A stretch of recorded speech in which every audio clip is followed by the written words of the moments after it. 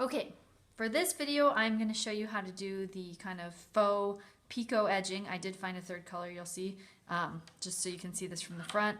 Here's my middle section, and I've started to work the right-hand wing, as I'm calling it, of the shawl. I also thought I'd show you the technique for hiding your ends in the I-cord. I mean your colors, since you're going to be working 4 colors here. Of course, I only have 2, but so I'm about to begin on a third row of my color.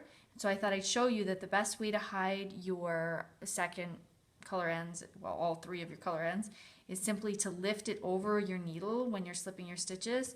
So first you're going to slip 4 for your I-cord edging at the top, and just make sure that your whatever color yarn you're working with comes in front of those other tails that are all going back to the balls, and then you'll hide all your color changes really nicely in your I-cord.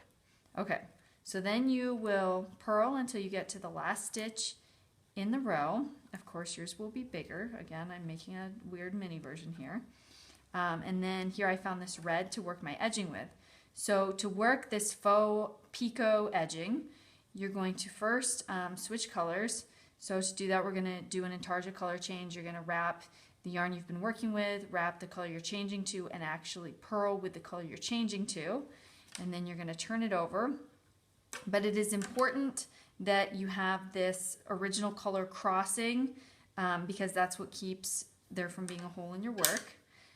Anyway, so just make sure it's out here. Then we're going to do a cable cast on of 2 stitches. So once again, I'm just going to make sure these yarns are crossing. I'm going to use my edging color, cable cast on 2, just like we did for the picot bind off before.